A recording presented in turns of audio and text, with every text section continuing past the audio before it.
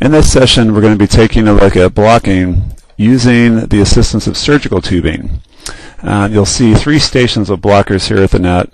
Middle blockers on one side of the net, working on some of their attack, their blocking footwork patterns. And then you see antenna blockers working on the opposite side of the net. Each player has an assistant behind them who is holding on to some surgical tubing that is laced into their hands, which we'll see here in a minute. This is going to give the blockers a little bit of resistance as they go up in the air and perform the blocking move. So right now we just have the players repping different types of footwork patterns, antenna blockers working on crossover and shuffle moves. Here's an example of the surgical tubing that we're using. It's very light surgical tubing. It's in a slip knot going through the palm of the player. And then we just take some inexpensive batting gloves once the tubing is on and place it over the hand of the blocker. And all this does is ensure that the surgical tubing won't slip off during the performance of the blocking move.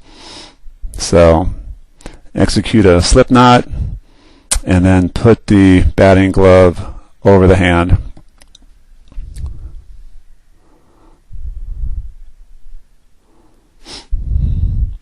Here's an example of players executing shuffle moves left and right. Their assistant is behind them, giving them some slight resistance.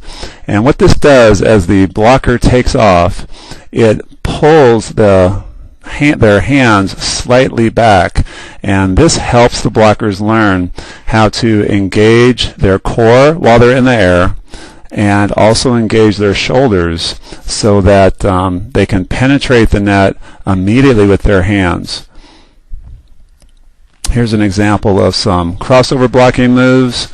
Again, the assistant is moving with the blocker as they move behind, providing some slight resistance with the surgical tubing, and this is basically helping the blocker learn how to jump up and penetrate the net immediately with their hands.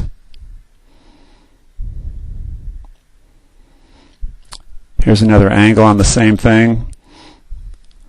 Now we progress to a coach on a box.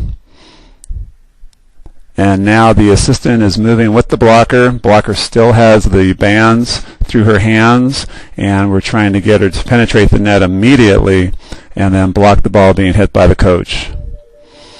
We work on different kinds of footwork patterns here, shuffle moves for some blocking moves, and then crossover moves for other blocking moves. We all know that most blockers like to go up with their hands and then over the net. This little resistance with the surgical tubing helps the blockers learn how to penetrate the net immediately. It also helps the blockers learn how to dynamically stabilize their core.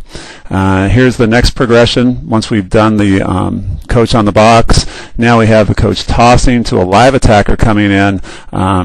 We still have the blockers with the surgical tubing in their hands, the assistant moving behind them to give them some slight resistance, and now the blocker has to adjust to different attacks. So in one instance we have the blocker inside the court moving out on the toss, as in this example. Then we start the blocker out by the antenna, have her react to an inside set.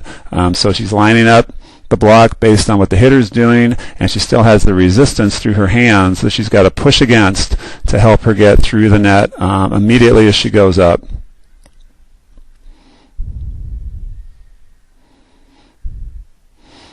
Remember, the goal here is to help teach the blockers how to penetrate the net immediately with their hands as they get above the net, and also to teach their body how to stabilize in the air.